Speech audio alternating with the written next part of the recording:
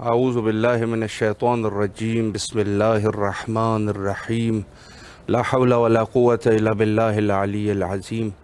इमाम हुसैन अलैहिस्सलाम 4 आलमी चैनल करबला मुक़द्दसा के ऑनलाइन ट्रांसमिशन प्रोग्राम मारिफ़त मुंतज़र अजल्लल्लाहु ताला फ़रजहु शरीफ में आपकी खिदमत में हाज़िर हैं और हमारे बकिया जितनी भी ट्रांसमिशंस हैं उनको आप मुलाहिज़ा फरमा सकते हैं। जादू टीवी, रोको TV, Amazon fire TV, Apple TV और भावनगर गुजरात हिंदुस्तान में हुसैनी चैनल के तवस्सुत से आप हमारे प्रोग्रामात को मुलाहिज़ा फरमा सकते हैं। इसके अलावा फेसबुक और यूट्यूब के ज़रिए से भी आप हमारे प्रोग्राम्स को मुलाहिज़ा फरमा सकते हैं और जो हमारे लाइव प्रोग्राम्स हैं और जो रिकॉर्डेड प्रोग्राम्स हैं वो भी आप सोशल मीडिया में फेसबुक और यूट्यूब के ज़रिए से मुलाहिज़ा कर सकते हैं।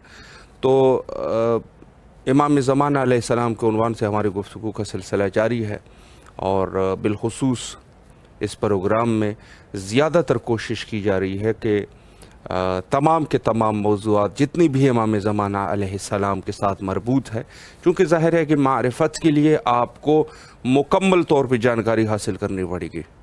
तो जब मुकम्मल तौर पे जानकारी हासिल करनी है तो ज़ाहिर है कि उनके जितनी भी मौज़ूआत वारिद हुए हैं उन सब के ऊपर गुफ्तगू की जाए और हद अक़ल कुछ इजमाली तौर से उनके ऊपर आपको पता होना चाहिए कि क्या कुछ इमाम महदी अलैहिस्सलाम के बारे में अहादीस रिवायात और दूसरे जो कुतुब है, जो पेशनगोइयों के कुतुब है और बहुत सारे नज़रियात हैं लोगों के, उसमें इसके बारे में क्या कुछ वारिद हुआ है। यकीनन इसके ऊपर बहस की ज़रूरत है और यही वजह है कि हम कोशिश करते हैं कि उलमा को दावत किया जाए और उनके इस मौज़ूए मुहिम के ऊपर उलमा से गुफ्तगू की जाए और उनके खिदमत में सवालात के ज़रिए से बात पहुँचा दी जाए।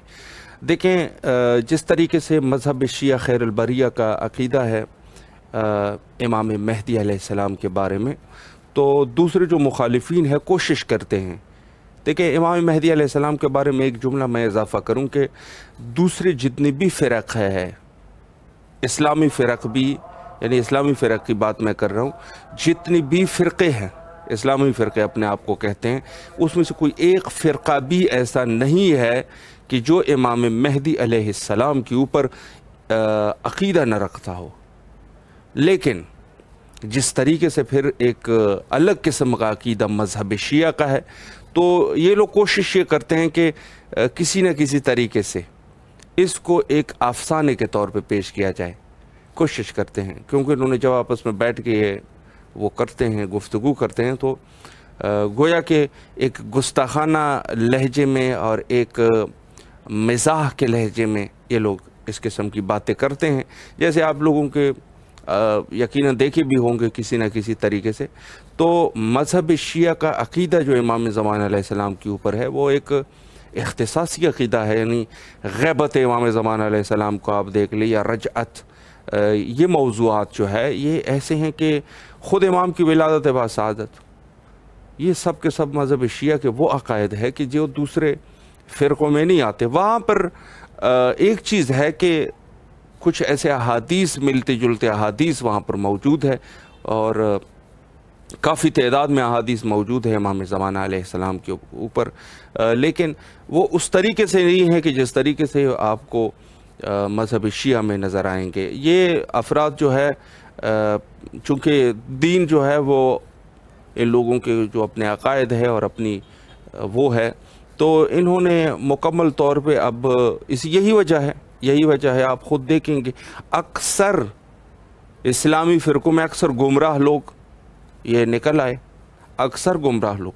उसकी वजूहात यही थी कि किसी ज़माने में मुसलमान थे और ये सारा कुछ, लेकिन आखिरकार क्या हुआ कि इन्होंने आहिस्ता आहिस्ता देख लिया कि भाई सिलसिला जो है वो ख़त्म हो चुका है। ज़ाहिर है कि रसालत इमाम सल्लल्लाहु अलैहि वआलिहि पर सिलसिला नबूवत ख़त्म हुआ, आगे जो है वो कोई इमामत का सिलसिला ही नहीं है।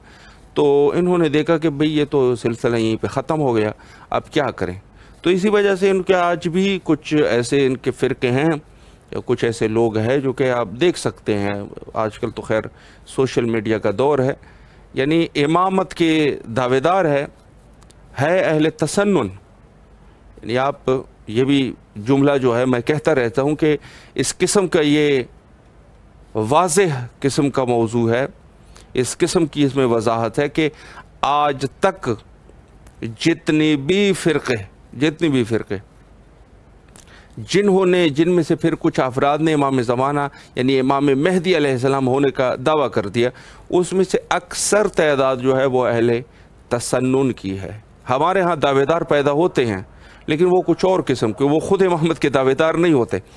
وہ جو افراد جو امام کے ساتھ احادیث میں, جیسے وہ سید خراسانی ہے یا دوسرے جو افراد ہے یا یمنی ہے, یہ لوگ پھر ان کے دعوے دار ہو جاتے ہیں لیکن ڈائریکٹلی امامت کے دعوے دار نہیں ہوتے. تو اکثر تعداد ان کی. بہرحال آج کے ہمارے معزز مہمان حجت الاسلام المسلمین عالی جناب مولانا مرزا مناظر نجفی صاحب موجود ہے.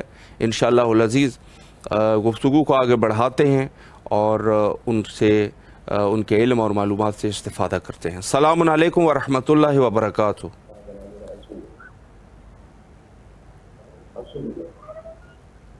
السلام علیکم ورحمۃ اللہ وبرکاتہ. وعلیکم السلام. خیریت سے انشاءاللہ, طبیعت مزاج بخیر ہے؟ جی الحمدللہ, اللہ کا شکر. آپ کیسے ہیں؟ الحمدللہ, اللہ آپ کو سلامت رکھے. سب سے پہلے تو امام حسین علیہ السلام میڈیا گروپ کی طرف سے اور امام حسین علیہ السلام ٹی وی کے تمام اراکین کی طرف سے آپ کے نہایت ہی ممنون اور مشکور ہے کہ آپ اپنے قیمتی اوقات میں سے وقت نکال کے مومنین کی خدمت میں حاضر ہوئے اور بالخصوص ہمیں خدمت کا یہ موقع فراہم فرمایا. آپ کا بہت بہت شکریہ, آپ لوگوں کا شکریہ کہ آپ نے شرف بخشا. سلامت رہے. سلامت رہے. میں وقت کو ضائع کیے بغیر آپ کی خدمت میں کچھ سوالات پیش کرتا ہوں اور مومنین بھی چونکہ منتظر ہے تو انشاءاللہ استفادہ کرتے ہیں. پہلا سوال جو ہے, چونکہ ایک بحث جو مہدویت میں ہوتی ہے وہ ہے حکومت امام زمانہ علیہ السلام. یقیناً اگر دیکھا جائے تو قبلہ جیسے آپ کے علم میں ہے اور یقیناً یہ واضح سی بات ہے کہ آج کے جو منتظرین ہیں یقیناً حکومت امام زمانہ علیہ السلام کے منتظر ہے. چونکہ احادیث میں یہ ہے کہ وہ کس قسم کی حکومت ہوگی, کیا عدل و انصاف ہوگا, تو یقیناً سب کے لیے وہ ایک جنت نما قسم کا تصور ہے. تو پہلا سوال میں یہیں سے شروع کروں گا کہ امام مہدی علیہ السلام کیسے اپنی حکومت کو قائم کریں گے, اس کو کس طریقے سے اس کو مرتب کریں گے اپنی حکومت کو, اس پر اگر آپ وضاحت فرمائیں. بسم اللہ الرحمن الرحیم. قرآن کی آیت ہے جاء الحق وزهق الباطل ان الباطل کان زہوقا. حق آ گیا اور باطل مٹ گیا, بے شک اور یقینا ضرور بے ضرور باطل کو مٹنا ہی تھا. جب امام زمانہ کا ظہور ہوگا تو جناب جبرائیل اس آیت کی تلاوت کریں گے. آسمان سے ایک صدا بلند ہوگی اور جناب جبرائیل اس آیت کی تلاوت کریں گے اور پھر جناب جبرائیل ایک صدا بلند کریں گے اور کہیں گے کہ اے لوگو حق علی اور شیعان علی کے ساتھ ہے. سبحان اللہ. وہی وقت ہوگا کہ ابلیس کے اصلاً شیطان اس کی صفت ہے, اس کے دو نام تاریخ میں ملتے ہیں, ایک عزازیل اور ایک حارث. صحیح. تو وہ شیطان ایک آواز بلند کرے گا اور کہے گا اے لوگو حق سفیان اور آل سفیان کے ساتھ ہے. اللہ. اس کا یہ کہنا ہوگا پوری یعنی کائنات دنیا کے تمام لوگ دونوں آوازوں کو سنیں گے. وہی وقت ہوگا کہ جب امام زمانہ ظہور فرمائیں گے, اور جب امام زمانہ ظہور فرمائیں گے تو خانہ کعبہ سے آئیں گے. سب جانتے ہیں اس بات کو, مکہ مکرمہ سے رکن یمانی اور مقام ابراہیم کے درمیان امام زمانہ ظہور فرمائیں گے, ظاہر ہوں گے, بیٹھے ہوں گے وہاں پر, اور پھر ایک طویل خطبہ دیں گے اور پھر لوگوں سے کہیں گے کہ اے لوگو کیا تم لوگ بھائی سے اس مال اور دولت کے لیے لڑتا تھا. امام زمانہ زمین کو حکم دیں گے, زمین سے سونے چاندی ہیرے موتی یاقوت تمام یعنی دولت جو ہوگا سرمایہ باہر نکل کر آ جائے گا اور کوئی اٹھانے والا نہیں ہوگا. امام کہیں گے کہ آپ لوگ دنیا میں اسی کے لیے لڑتے تھے, بھائی کو قتل کر دیا کرتا تھا, دوست کے ساتھ دھوکہ دے دیا کرتا تھا, یہی وجہ تھی اے لوگو اس دولت کو لے لو. اس مال کو لے لو، اور کوئی اٹھانے والا نہ ہوگا۔ پھر امام حکم دیں گے کہ ہمارے سامنے خادم حرمین شریفین کو پیش کیا جائے، جو امام زمانہ سب سے پہلا قتل یعنی ظہور کے بعد جس شخص کا کریں گے وہ ہوگا حرم کا خادم۔ جو بھی ہوگا اس وقت، ابھی جو ہے آپ لوگ بہتر جانتے ہیں، تو جو بھی ہوگا سب سے پہلا قتل اس کا یعنی امام کریں گے۔ پھر امام مکے میں رہیں گے، 10,000 لوگوں کا انتظار کریں گے، جب 10,000 لوگوں کا ایک لشکر، روایت میں ہے آخری امید جہاں کتاب ہے اس میں، کہ 10,000 لوگوں کا لشکر جب امام زمانہ کے ساتھ ہوگا تو امام زمانہ ایک شخص کو اپنا نائب بنا کر مکے سے مدینے کی طرف کوچ کریں گے، نکلیں گے۔ راستے میں پہنچیں گے کہ امام کے پاس خبر آئے گی کہ مکے والوں نے جس شخص کو آپ نے اپنا نائب بنایا تھا اسے قتل کر دیا۔ امام پھر واپس جائیں گے، مکے پہنچیں گے، پھر ایک شخص کو اپنا نائب بنائیں گے، پھر واپس آئیں گے، راستے میں پھر خبر ملے گی کہ آپ کے نائب کو قتل کر دیا۔ پھر امام زمانہ واپس جائیں گے، روایت میں ہے کہ 3 لوگوں کو قتل کیا جائے گا جنہیں امام اپنے نائب بنائیں گے۔ امام پھر جانے کے بعد ایک جنگ ہوگی اور امام ایک شخص کو اپنا ولی یعنی کہ اپنا جانشین وہاں مقرر کر کے اپنا نمائندہ چھوڑ کر مدینے کی طرف چلیں گے۔ جب مدینے کی طرف چلیں گے، مدینے میں پہنچنے کے بعد جو امام کا سب سے پہلا کام ہوگا رجت ہوگی۔ رجت پہ ہمارا عقیدہ ہے، جی بے شک، سبا کو بھی جانتے ہیں، یعنی پلٹنا، لوگ آئیں گے۔ تو امام کا سب سے پہلا جو کام ہوگا مدینے میں پہنچنے کے بعد شہزادی کے قاتلوں سے انتقام لینا ہوگا، اور وضاحت کرنا اس کی ضروری نہیں ہے، علامہ مجلسی کی کتاب ہے حق الیقین، اس کی طرف رجوع کریں، اس میں امام جعفر صادق سے روایت ہے اور طویل روایت مفضل نے امام سے جو سوال کیے اس میں جائیں، وہاں دیکھیں کہ کس طریقے سے کس کس کو امام قتل کریں گے اور کس طریقے سے شہزادی پر جو ظلم ہوا جناب فاطمہ زہرا سلام اللہ علیہ پر کس طریقے سے انتقام لیں گے۔ پھر مدینے میں ہی امام ہوں گے کہ سفیانی کا لشکر مدینے کے قریب ایک جگہ ہے جو امام سے جنگ کرنے کے لیے آئے گا۔ راستے میں بدا کا ایک مقام ہے، اس میں اس کا لشکر گھس جائے گا، یعنی کہ اللہ کے عذاب سے وہ لوگ اس زمین کے اندر گھس جائیں گے، مر جائیں گے۔ صرف 2 لوگ بچیں گے جن کی چہرہ یعنی پیچھے کی طرف اللہ پھیر دے گا، صرف انہیں اللہ اس لیے بچائے گا تاکہ وہ جا کے امام کو خبر دے دیں۔ اللہ اکبر، ٹھیک ہے۔ جب امام کے پاس یہ خبر پہنچے گی کہ لشکر سفیانی کا زمین میں دھس چکا ہے، اور ان 2 لوگوں کو بھی وہ جب امام کو جا کے خبر دیں گے اور پھر وہ امام کے ہاتھوں پر ایمان لے کے آ جائیں گے۔ امام مدینے میں جنت البقیع کی تعمیر کرائیں گے۔ جب امام ظہور فرمائیں گے، میں ایک بات آپ کو وضاحت کر دوں کہ امام کے پاس ذوالفقار ہوگی، قرآن ہوگی، اور رسول اللہ کا عمامہ پہنا ہوا ہوگا، اور رسول اللہ کا لباس پہنے ہوئے ہوں گے امام، سبحان اللہ۔ اور پھر اس کے بعد مدینے میں جب شہزادی کا انتقام لیں گے، انتقام لینے کے بعد پھر وہاں سے امام عراق کی طرف روانہ ہوں گے۔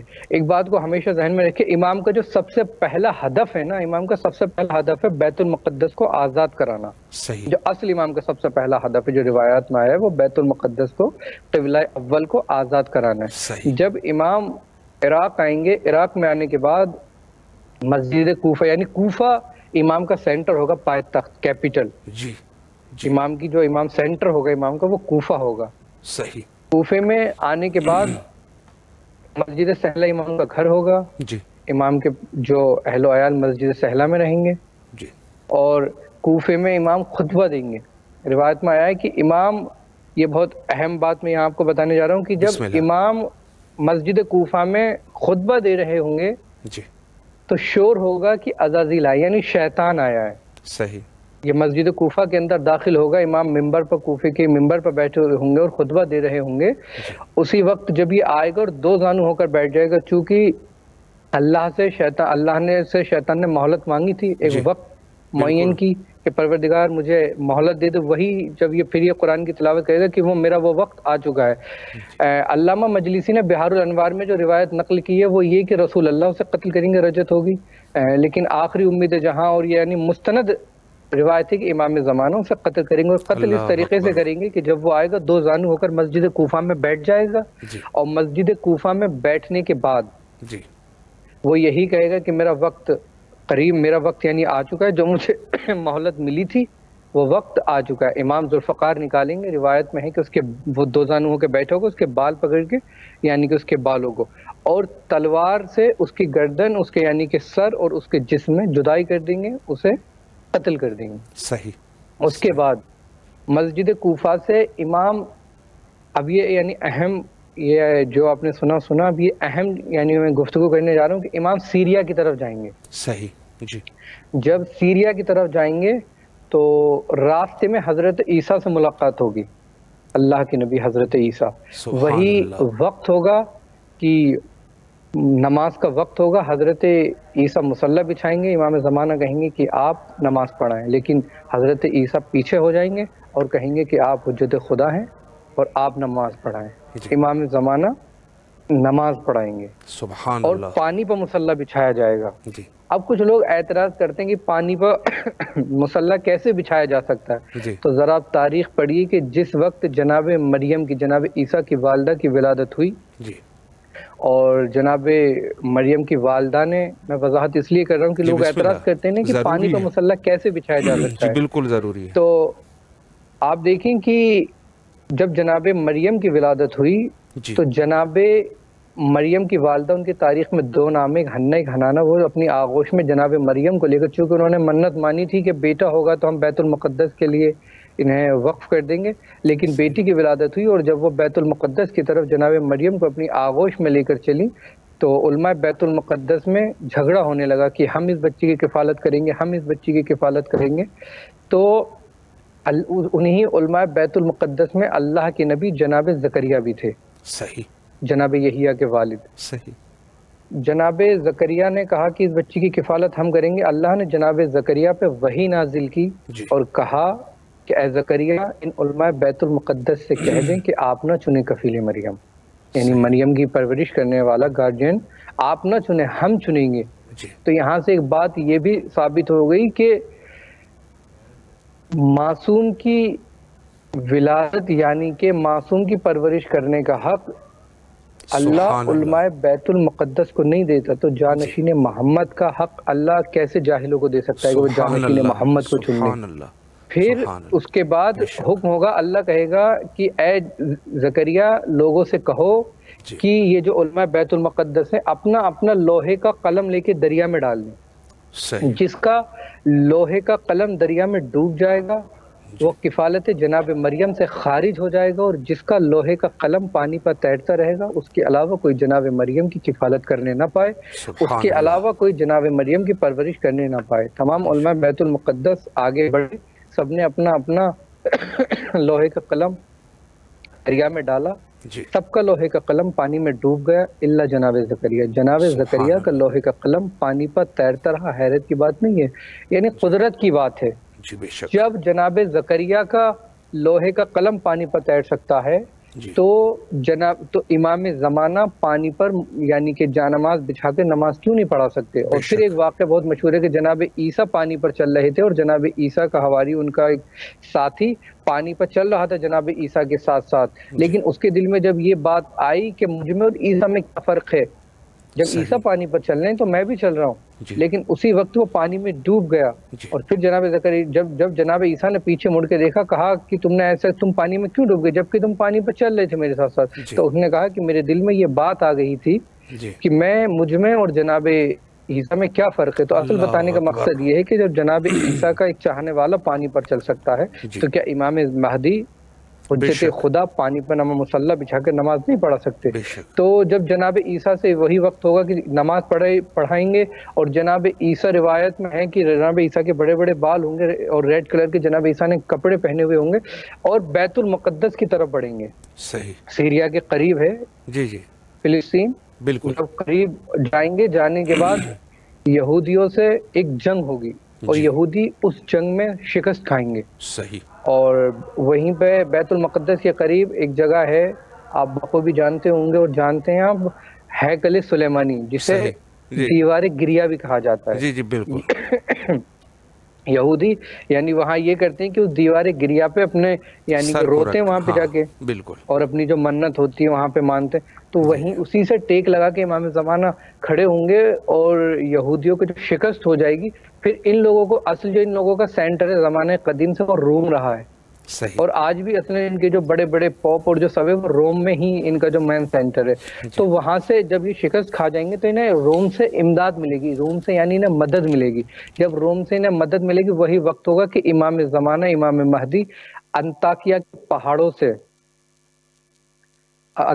کے پہاڑوں سے توریت نکال کر ان لوگوں کو دکھائیں گے، اور یہ لوگ امام مہدی کے ہاتھ پر ایمان لے کے آ جائیں گے، اور جناب عیسیٰ کو دیکھنے کے بعد عیسائی تمام امام مہدی کے ہاتھ پر بیعت کر لیں گے اور ایمان لے کے آ جائیں گے، اور یہی اسی طریقے سے امام کی حکومت قائم ہوگی۔ اور ایک آخری بات اس میں عرض کر دوں کہ جب امام کی حکومت قائم ہوگی تو یہ ڈالر، دینار، درہم یہ سب نہیں چلے گا اس زمانے میں، روایت میں ہے کہ کرنسی کے طور پر جو چیز استعمال ہوگی وہ آل محمد پر صلوات ہوگی، یعنی ہر چیز کی ایک قیمت معین ہو جائے گی کہ آپ کو یہ چیز خریدنی ہے، آپ صلوات پڑھیں آل محمد پر اور آپ یہ چیز لے لیجئے، تو جو کرنسی کے طور پر استعمال ہوگی وہ آل محمد پر صلوات ہوگی۔ سبحان اللہ۔ اسی طریقے سے امام کی حکومت نظام نافذ ہو جائے گا پوری کائنات۔ جی بے شک قبلہ، بہت اچھے طریقے سے آپ نے ایک بہت ہی علمی اور قابل استفادہ گفتگو فرمائی۔ اگلا سوال آپ کی خدمت میں عرض کروں کہ امام زمانہ علیہ السلام کا تذکرہ جیسے آپ نے جو دوسرے فرقے ہیں ان میں بھی ظاہر ہے وہ پیشن گوئی بیان فرمائی، تو کیا امام زمانہ علیہ السلام کا تذکرہ قرآن اور دوسرے جو غیر مذہبی کتابیں ہیں، یعنی جس کو کہا جائے کہ جو دوسری کتابیں ہیں اس میں امام مہدی علیہ السلام کا تذکرہ کیا موجود ہے، اس پر اگر آپ وضاحت فرمائیں۔ جی بسم اللہ الرحمن الرحیم، اچھا سوال ہے۔ دیکھیں امام مہدی کا تذکرہ قرآن، تورات، زبور، انجیل تمام یعنی آسمانی کتابوں میں ہیں، اور اس کے علاوہ اور بھی کتب جیسے ہندو مذہب کی کتاب ہے وید 4 ہے، تو رگ وید میں ان کا یہ عقیدہ ہے کہ یہ جو وید ہے یہ آسمانی کتاب ہے ہندو مذہب کا۔ ہندوستان میں جو ہندو لوگ رہتے ہیں ان کا یہ عقیدہ ہے کہ وید یہ آسمانی کتاب ہے، وید 4 ہے۔ رگ وید میں امام زمانہ کا تذکرہ ہے، اس طریقے سے اس میں آیا ہے کہ ایک شخص دنیا کی خرابی اور بربادی کے بعد ایک شخص ظاہر ہوگا، وہ اپنی حکومت قائم کرے گا، وہ خلائق کا پیشوا ہوگا، اور جب دنیا میں ظلم بھرا ہوگا وہ تمام ظلم کا خاتمہ کرے گا اور اپنی حکومت نافذ کرے گا، اور تمام لوگوں کو یہ لکھا ہوا ہے کہ اپنے مذہب پر جمع کرے گا۔ اس کا نام منصور ہوگا، جو اس میں آیا ہے کہ اس شخص کا نام منصور ہوگا ہندو مذہب کی کتاب رگ وید میں۔ اور قرآن میں بھی امام مہدی کو منصور نام سے یاد کیا گیا ہے۔ صحیح، بے شک۔ شیخ فراد بن ابراہیم کوفی اپنی تفسیر میں سورہ اسراء کی آیت نمبر 33 ومن قتل مظلوما فقد جعلنا لولیہ سلطانا فلا یسرف فی القتل انہ کان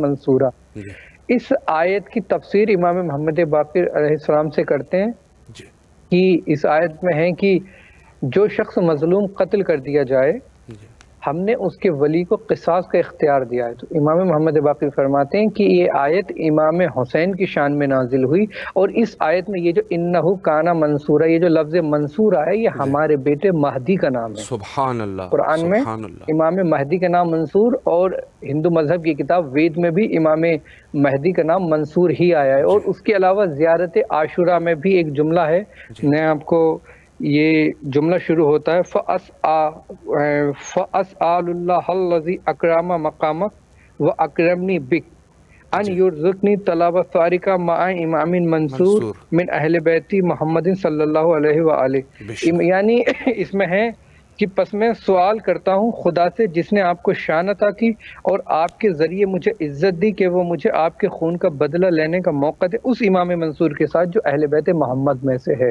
تو زیارت عاشورہ میں بھی امام زمانہ کو منصور نام سے یاد کیا گیا ہے، یعنی ہندو مذہب کی کتاب میں رگ وید میں امام کو منصور نام سے یاد کیا گیا، قرآن میں سورہ اسراء کی آیت نمبر 33 میں امام کو منصور نام سے یاد کیا گیا، تفسیر میں موجود ہے شیخ فراد بن ابراہیم کوفی کی جو تفسیر ہے۔ اس کے علاوہ زیارت عاشورہ میں بھی امام منصور، اور دعائے ندوہ میں بھی عین المنصور کے نام سے، یعنی منصور تم کہاں ہو، امام مہدی کو منصور نام سے ہی یاد کیا گیا۔ بے شک بے شک، بہت اچھے طریقے سے قبلہ آپ نے وضاحت فرمائی اور یقیناً ایمان کو تازہ کرنے والی گفتگو۔ ایک سوال میں آپ کی خدمت میں عرض کروں کہ ظاہر ہے کہ غیبت امام زمانہ علیہ السلام، مخصوصاً غیبت کبری امام زمانہ علیہ السلام میں بہت سارے علماء سے بھی سنتے آ رہے ہیں، دوسرے افراد بھی ہیں جو کہتے ہیں کہ ہماری امام زمانہ علیہ السلام سے ملاقات ہوئی۔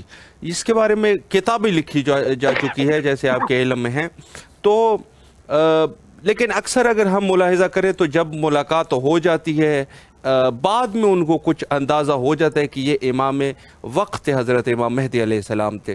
تو کیا کچھ ایسا کچھ بھی ہے کہ کسی کی ملاقات جب ان سے امام سے ہو رہی ہو اور ان کو اس وقت ہی پتہ ہو کہ یہ وقت کے امام ہے؟ اس پر اگر آپ کچھ گفتگو فرمائیں۔ جی بسم اللہ الرحمن الرحیم۔ دیکھیں، آج تک کسی بھی عالم نے یہ دعویٰ نہیں کیا کہ اپنی زندگی میں، یعنی کہ میری امام سے ملاقات ہوئی ہے۔ خود امام نے کہا کہ جو یہ کہے کہ ہم سے ملاقات ہوئی ہے وہ جھوٹا ہے، ٹھیک ہے۔ اس شخص کے جس بھی عالم نے جس بھی شخص سے ملاقات ہوئی، اس کے مرنے کے بعد لوگوں کو معلوم ہوا، یعنی جس نے بھی روایت کی، مرنے کے بعد وہ اپنے کسی نسخے میں لکھ کر چلے گئے یا کسی کو یعنی معلوم ہوا، لیکن جب تک وہ زندہ رہے انہوں نے خود دعویٰ نہیں کیا۔ تو ایک ہمارے عالم دین گزرے ہیں، لیکن تقریباً جس کی بھی ملاقات ہوئی یعنی امام زمانہ سے، اس شخص کو بعد میں معلوم ہوا کہ امام مہدی تھے، اس وقت معلوم نہیں تھا جب ملاقات ہو رہی تھی۔ لیکن تاریخ میں یعنی کہ ایک ہمارے عالم دین ملتے ہیں جن کا نام ہے مقدس اربیلی۔ بے شک، ان کی قبر امام علی کے حرم میں، ایک گنبد کے نیچے علامہ ہلی اور دوسری گنبد کے نیچے علامہ مقدس اربیلی ہیں۔ جی، مقدس اربیلی کے بارے میں لکھا ہے، روایتوں میں ملتا ہے یعنی کہ کتب میں، کہ انہیں جب کوئی سخت مسئلہ درپیش آتا تھا تو وہ اس مسئلے کو کاغذ پر لکھتے تھے اور ذریعہ امام علی کے اندر رکھ دیا کرتے تھے، اس پہ جواب لکھ کر آ جایا کرتا تھا صحیح، جب بھی انہیں کوئی مسئلہ درپیش ہوتا تھا اس طریقے سے۔ جی، ایک دن وہ حرم کے اندر داخل ہوئے، ان کا یہ تھا، ان کے بارے میں ملتا ہے کہ جب پہلے رات کو حرم بند ہو جایا کرتا تھا، جب وہ آتے تھے خود بخود حرم کا دروازہ کھل جایا کرتا تھا اور وہ حرم میں داخل ہو جایا کرتے تھے۔ ایک دن ان کے شاگرد نے ان کا پیچھا کیا، ان کا شاگرد یعنی کہ سب کچھ ان کے شاگرد نے نقل کیا ہے کہ وہ حرم کے اندر داخل ہوئے۔ جی، داخل ہونے کے بعد انہوں نے اپنا سوال جو پرچہ تھا وہ زری کے اندر رکھا اور 2 رکعت نماز پڑھنے کے بعد جب وہ پرچہ اٹھایا دیکھا کہ اس پہ اس سوال کا جواب نہیں لکھا ہوا تھا۔ جی، تو علامہ مقدس اربیلی رونے لگے، چیخنے چلانے لگے کہ مولا مجھ سے کیا غلطی ہو گئی، کیا آج آپ نے مجھے اس لائق نہیں سمجھا کہ میرے سوال کا جواب دیا جائے؟ تو ان کے شاگرد نقل کرتے ہیں کہ پھر قبر سے آواز آئی کہ مقدس کیا تم نہیں چاہتے کہ تمہارے اس سوال کا جواب تمہارے زمانے کا امام ہمارا بیٹا مہدی دے؟ مقدس اربیلی نے کہا مولا مجھ جیسا گنہگار اور وقت کا امام کا فوراً قبر سے آواز آئی کہ مقدس آپ جائیں مسجد سہلہ۔ مسجد سہلہ میں ایک جگہ ہے مقام امام زمانہ، آپ بخوبی جانتے ہیں جی، کہ مسجد سہلہ جاؤ اور فلاں جگہ مسجد سہلہ میں ہمارا بیٹا مہدی بیٹھا ہوا قرآن کی تلاوت کر رہا ہے اور جا کر اپنے سوال کا جواب ان سے معلوم کرو۔ تو جناب علامہ مقدس اربیلی گئے اور جانے کے بعد اپنے جا کے دیکھا کہ امام مہدی ہیں اور قرآن کی تلاوت کر رہے ہیں۔ انہوں نے اپنا سوال دیا، سلام کیا اور سوال کا جواب لیا۔ تو یہ واحد شخصیت جہاں تک یعنی ہم نے پڑھا ہے ملتے ہیں کہ جنہیں معلوم تھا کہ جب وہ ملاقات کرنے کے لیے جا رہے تھے کہ امام مہدی سے میں ملاقات کرنے کے لیے جا رہا ہوں، ورنہ تقریباً جتنے بھی علماء اور لوگ گزرے جنہوں نے ملاقات کی صالح لوگ، انہیں بعد میں معلوم ہوا کہ یہ امام مہدی تھے۔ سبحان اللہ، سبحان اللہ۔ جی قبلہ، اگلا سوال آپ کی خدمت میں عرض کروں کہ ہماری دعائیں کیوں قبول نہیں ہوتی؟ کیوں ہمارے الفاظ میں وہ برکت نہیں ہے؟ تو ہم اس میں کیا کچھ کر سکتے ہیں کہ ہماری دعائیں جو ہے ان کی قبولیت ہو جائے؟ اس پر اگر آپ وضاحت کریں۔ جی بسم اللہ الرحمن الرحیم۔ قرآن کی آیت ہے کہ وَقَالَ رَبُّكُمُ ادْعُونِي أَسْتَجِبْ لَكُمْ إِنَّ الَّذِينَ يَسْتَكْبِرُونَ عَنْ عِبَادَتِي سَيَدْخُلُونَ جَهَنَّمَ دَاخِرِينَ۔ پروردگار عالم قرآن مجید میں ارشاد فرماتا ہے کہ وہ جو لوگ میری عبادت میں تکبر و غرور و گھمنڈ کرتے ہیں میں انہیں بہت ہی ذلیل و رسوا کر کے جہنم میں ڈالوں گا، اللہ اور اکبر. تم دعا مانگو ہم تمہاری دعائیں سنیں گے۔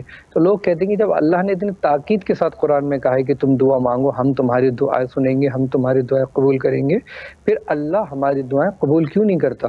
جی یہ ایک سوال ہے نا کہ بے شک. جبکہ اللہ کہہ رہا ہے کہ تم محدود ہو، ہم لامحدود ہیں، جی ہم تمہارے خالق ہیں، تم مخلوق ہو، تم آج ہو کل نہیں تھے، کل نہیں رہو گے، اور ہم ہمیشہ سے ہیں اور ہمیشہ رہیں گے۔ جی. تم ہم سے دعا مانگو، تم ہم سے مانگو، ہم تمہیں عطا کریں گے۔ ہم مانگتے ہیں، ہم دعائیں کرتے ہیں اللہ سے، صحیح. لیکن اللہ ہماری دعا قبول نہیں کرتا۔ نہیں ہوتا. جی تو کتاب وسائل الشیعہ میں ایک واقعہ نقل ہوا ہے کہ حضرت عیسیٰ کے پاس دو لوگ آئے، صحیح. اور آنے کے بعد انہوں نے کہا کہ اے اللہ کے نبی آپ ہمیں کوئی طریقہ ایسا بتائیں کہ جب ہم دعا کریں صحیح. ہماری دعا قبول ہو جائے۔ اللہ اکبر. تو حضرت عیسیٰ نے ان دو لوگوں کو طریقہ بتایا کہ آپ فلاں فلاں وقت یہ نماز پڑھیں۔ دیکھیں نماز یہ فارسی کا لفظ ہے صلاۃ، یعنی دعا، اصل جو معنی دعا، ٹھیک ہے۔ جی جی بعض لوگ کہنے کہ تب تک نماز آئی نہیں تھی، اور یہ نہیں، ایسا نہیں ہے۔ جناب عیسیٰ پہ فجر کی نماز واجب ہوئی 2 رکعت وہ، اور حضرت عیسیٰ پہ مغرب کی نماز، اور جناب ابراہیم پہ عشاء کی نماز، اس طریقے سے انبیاء پہ نمازیں حکم ہوا ہے سب کو۔ جی. خیر اصل جو بتانے کا مقصد وہ یہ ہے کہ جناب عیسیٰ نے جب انہیں طریقہ بتایا کہ فلاں فلاں وقت 40 دن تم لوگ یہ عمل کرنا، اس طریقے سے صحیح. کرنا، جی. اور انشاءاللہ تمہاری دعا قبول ہو جائے گی۔ وہ دونوں گئے اور ایک ہی مقام پر بیٹھ کر دونوں نے ایک ہی وقت پر ایک ہی طریقے سے دعا کی، اور 40 دن کے بعد ایک شخص کی دعا قبول ہو گئی اور ایک شخص کی دعا قبول نہیں ہوئی۔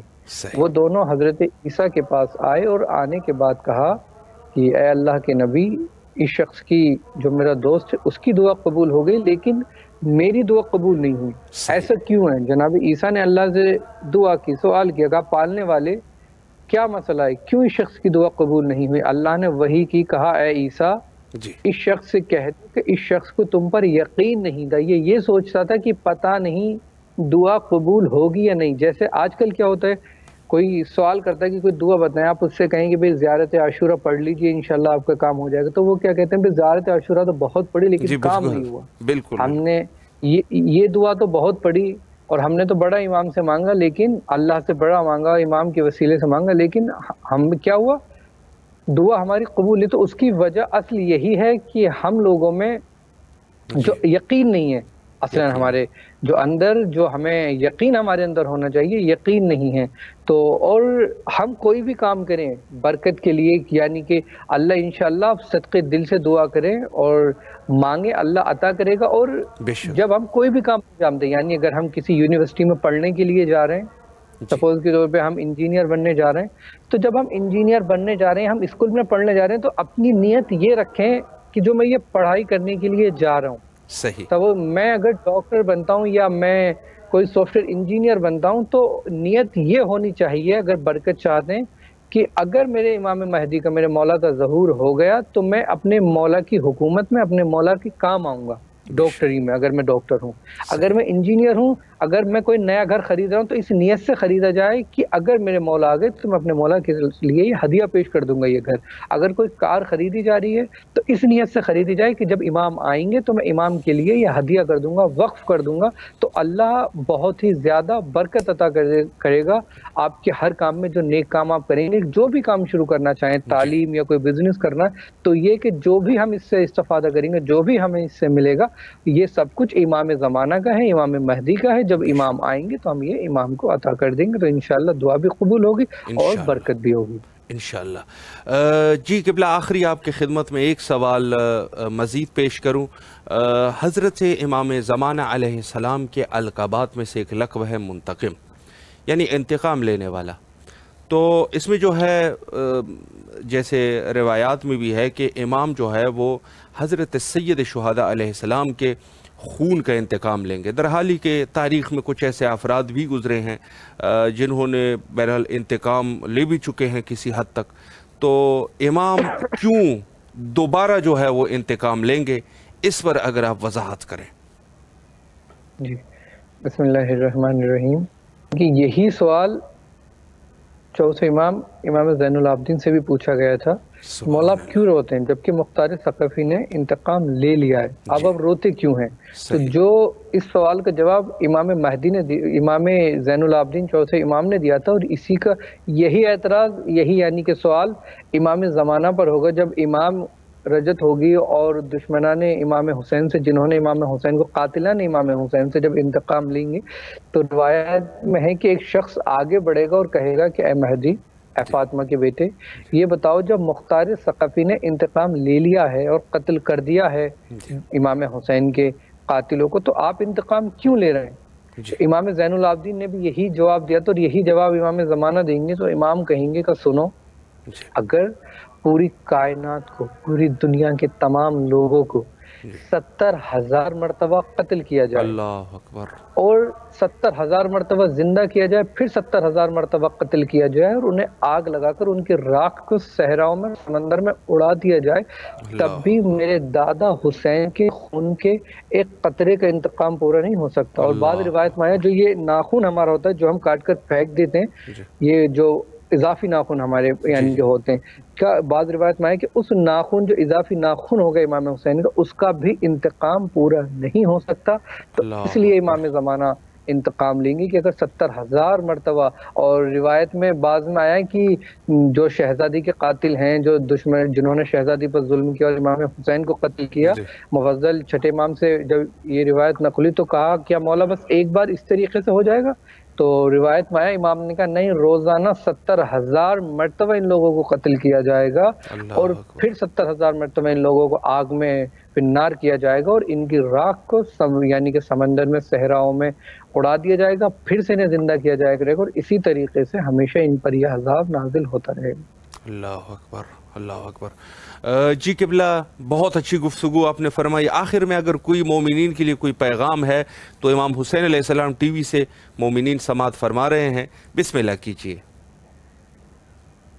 जी, बस कोई अहम ख़ास पैगाम नहीं, बस यही असल कहने का मकसद यही कि पूरी दुनिया में जो सबसे ज़्यादा शिकायतें होती हैं वो यही होती है कि हमारे पास यानी कोई नेमत थी, अल्लाह ने छीन ली। तो असल पैगाम ये है कि अगर आपसे कोई चीज़ सल्ब हो जाए, अल्लाह यानी कोई नेमत आपसे चली जाए जो आपके पास हो, तो आप शिकायत ना करें। इसलिए कि चौथे इमाम ने कहा है कि अगर कोई मखलूक खालिक की शिकायत मखलूक से करे, तो अल्लाह कहता है कि मैं उस शख्स को जलील और रुसवा कर दूंगा। हमारा आज क्या होता है, थोड़ी बहुत कोई परेशानी आ जाती है, हम लोगों के सामने रोना शुरू कर देते हैं जी, और अपने हाथ फैला देते हैं और कहते हैं कि हम बड़े परेशान हैं और अल्लाह ने हमसे नेमतें छीन ली। इसलिए कि सब्र अय्यूब, अल्लाह के नबी जनाब अय्यूब का सब्र सभी लोग जानते हैं, और जब जनाब अय्यूब पर अल्लाह ने बड़ी नेमतें उन्हें अता की थी, लेकिन फिर उसके बाद जब उनके इम्तहान का वक्त आया, अल्लाह ने उनकी औलाद को उनसे ले लिया और उनके माल दौलत यानी सब चीज़ उनसे सल्ब कर ली। जब उनकी वाइफ ने, उनके ज़ौजा ने कहा कि आप अल्लाह से दुआ करें कि अल्लाह हमें तमाम नेमतें अता कर दे, तो उन्होंने यही सवाल किया था कि ये बताओ हमसे जो अल्लाह ने ये नेमतें सल्ब की कितना वक्त हुआ? तो रिवायत में कि 7 या 8 साल हुए थे तब तक। तो उन्होंने कहा 8 साल, और कहा कि अल्लाह ने हमें ये नेमतें कब तक, कितने टाइम से हमें अता की थी? कहा हम लोगों की एज तकरीबन यानी कि 60 साल हो चुकी है, तकरीबन 50 साल से अल्लाह हमें नेमतें अता कर रहा था।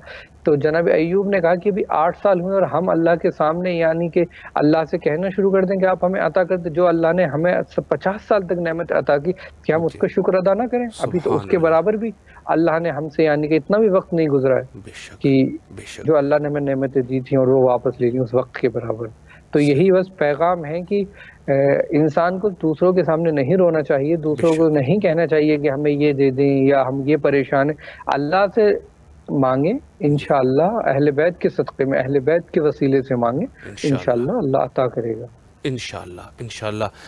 किबला आपकी नहायत ही ममनून और मशकूर है एक दफ़ा फिर भी इमाम हुसैन अलैहिस्सलाम मीडिया ग्रुप की तरफ से और इमाम हुसैन अलैहिस्सलाम टीवी के तमाम अरकान की तरफ से आपके नहायत ही शुक्रगुजार है कि आप तशरीफ़ लाए और नहायत ही मुहिम नुकात पे इशारा फरमाया। इंशाअल्लाह अज़ीज़ मोमिनीन के लिए बंदे हकीर कोशिश करता रहूँगा कि आपसे इसी तरीके से मज़ीद कई जलसात में भी आपसे वक्त लिया जाए और इस फैज़ अज़ीम से इंशाअल्लाह फैज़याब होते रहे, सलामत रहे। किबला करबला मुक़द्दस में آپ کی ہمیشہ طرف سے شاد و دعا آباد رکھے اور برکت جی دے۔ الہی امین، الہی امین، مولا آپ کو بھی سلامت رکھے۔ انہی الفاظ کے ساتھ آپ سے التماس سے دعا کرتے ہیں، فی امان اللہ، اللہ حافظ۔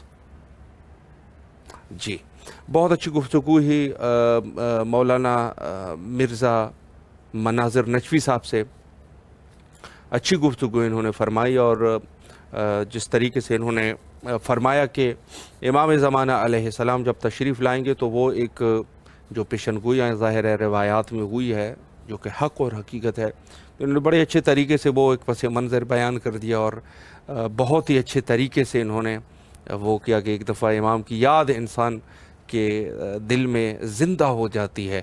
یعنی در حقیقت کیا چیز ہے یہ؟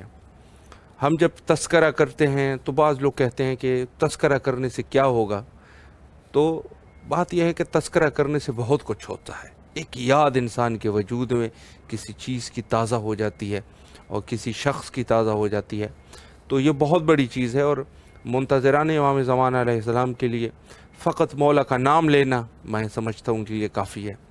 جو جس سے محبت کرے گا، محبت کا تقاضا یہ ہے کہ اگر ان سے منسوب بھی کوئی چیز ہو تو وہ بھی اچھی لگتی ہے انسان کو۔ تو امام زمانہ علیہ السلام جن کی بہت سارے یہ محبین ہیں اس دنیا میں، بہت سارے لوگ محبت کرنے والے ہیں۔ ایک طرف سے جو اہل بیت کے دو چیزیں بڑی عجیب ہے، اہل بیت کے دشمن جس قدر ذلیل اور خوار اور جس قدر وہ نفاق میں، فساد میں، کفر میں، شرک میں، دنیا بھر کی جو برائیاں ہیں ان کے دشمن میں پائی جاتی ہے، یعنی جس قدر ان کے دشمن اس قدر جس کی کوئی برائی کا احاطہ کوئی نہیں کر سکتا، اسی طریقے سے ان کے محب جو ہے وہ بھی بڑے عجیب ہے۔ وہ بھی ان میں ایسے نرم مزاج ہے اور ایسے با وفا ہے کہ وفا کی انتہا پر پہنچے ہوئے ہیں۔ اور آپ یہ یقین جانیں کہ جس طریقے سے دوسرے دور کے جو اصحاب تھے اور انہوں نے اپنے وقت کے امام کے لیے، جیسے ہر وقت میں ظاہر ہے امام تھے، انہوں نے اپنی جانوں کا نذرانہ پیش کیا، تو اس دور میں بھی حضرت امام زمانہ علیہ السلام کے لیے بھی ہے ایسے افراد ضرور ہے کہ اگر امام ظہور کرے تو خدا کی قسم ایسی بات نہیں ہے کہ جیسے یہ بعض روایات میں ذکر ہوا ہے کہ اگر اتنی تعداد ہوتی اتنی تعداد ہوتی، وہ سب قابل توجیہ ہے، لیکن اصل بات یہ ہے کہ منتظران امام زمانہ علیہ السلام اپنے مولا کے انتظار میں ہے، اور اس میں کوئی وہ نہیں ہے کہ اگر امام تشریف لائے تو بالکل یہ باوفا ہے، انشاءاللہ وفا ہے ان میں، اور یہ اپنے مولا کے مطیع رہیں گے۔ ایک روایت آخر میں آپ کی خدمت میں عرض کروں، قال امیر المومنین علیہ السلام، امیر المومنین علیہ السلام فرماتے ہیں المنتظر لامرنا کل متشحت بدمہ فی سبیل اللہ، فرمایا کہ جو شخص ہمارے بارہویں حضرت امام زمانہ علیہ السلام کا منتظر ہے، اس شخص کی فضیلت یہ ہے، اس کی منزلت یہ ہے کہ جیسے خدا کی راہ میں ایک مجاہد نے خون بہا دیا ہو اور وہ اپنے خون میں غلطاں ہو۔ اللہ اکبر! یعنی شہید کا خون بہت بڑی عظمت ہے، بہت بڑی عظمت ہے۔ کہتے ہیں کہ شہید کا اگر ایک قطرہ خون، روایت میں وارد ہوا ہے، اگر ایک قطرہ خون شہید کا زمین پہ گر جائے، خود جو شہید ہے اس نے بے شک جتنی بھی گناہ کی ہو، وہ ایک جو پہلا قطرہ گرا ہے نا، ابھی وہ شہید نہیں ہوا، چونکہ شہادت ظاہراً آپ دیکھ رہے ہیں کہ جب انسان کا روح جو ہے پرواز کر جائے تو پھر شہید ابھی نہیں ہوا، فقط شہادت کے راہ میں ایک قطرہ خون اس کا بہہ گیا، یہ اس شخص کی جتنی بھی گناہیں ہیں وہ ایسی پاک اور صاف ہو جاتی ہے کہ بالکل اس کا کوئی ایک گناہ بھی اس کے گردن پہ نہیں رہتا۔ یعنی یہ منزلت ہے۔ اور امام زمانہ علیہ السلام کا منتظر، اس کی منزلت یہ ہے کہ جیسے کہ یہ شہید ہوا ہے اور اپنے خون میں غلطاں پڑا ہوا ہے۔ اللہ اکبر! بہت بڑی عظمت ہے حضرت امام زمانہ علیہ السلام کا کہ ظہور کے لیے منتظر ہونا۔ آخر میں دعا کرتے ہیں حجت خدا کے ظہور کے لیے، اللہم عجل لولیک الفرج۔